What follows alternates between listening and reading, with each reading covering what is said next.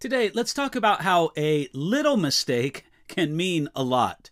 I'm going to read to you from Matthew chapter 16, verse 6, which says this: "Then Jesus said to them, 'Take heed and beware of the leaven of the Pharisees and the Sadducees.'" Now, I remember reading about a 12-year-old boy in Southern California, this was many years ago, who swapped food with a schoolmate during lunch. He nibbled on a protein bar and almost immediately complained of itchy hands and pain in his ears. 7 minutes after biting into that bar, the boy was dead. You see, he was allergic to peanuts. And even though the bar was peanut-free, it said it was peanut-free, but it really wasn't. And therefore it killed him. Now, it's amazing to see how such a little thing can have such huge results. Jesus knew all about the principle of a little mistake meaning a lot.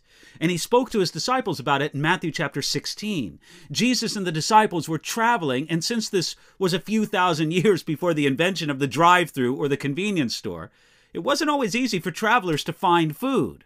So when Jesus warned his disciples about the leaven of the Pharisees and the Sadducees, the disciples thought it was all about an ill-planned menu.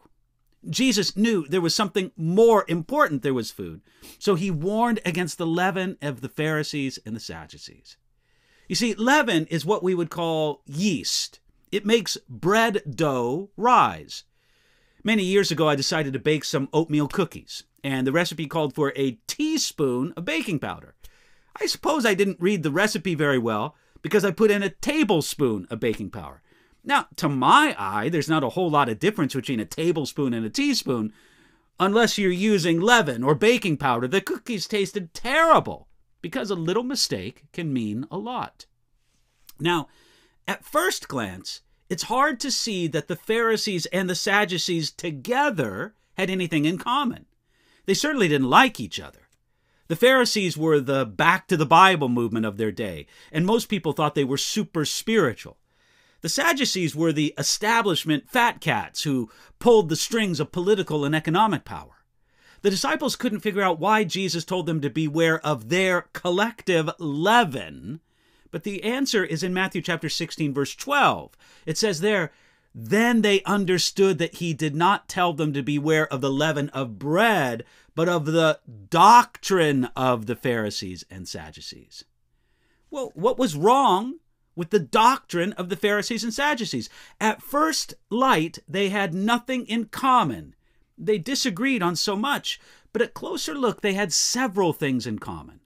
They both rejected Jesus. They both thought they could save themselves apart from Jesus.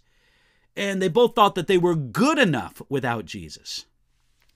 If you quizzed the Pharisees and the Sadducees about theological facts, you would find that they both had a lot of good beliefs, but you can believe 1,000 true things, yet one crucial mistake can mean the ruin of everything. If you travel in 1 degree off from your destination, you may never reach it at all.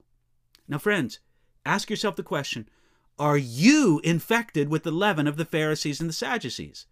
The doctrine of the Pharisees and Sadducees, the idea that we don't really need Jesus, that is enough to ruin anyone.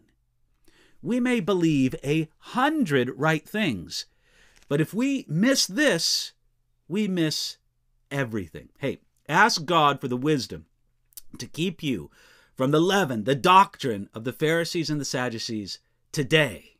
And all over again today, confess your need for and dependence upon Jesus Christ, God's Messiah.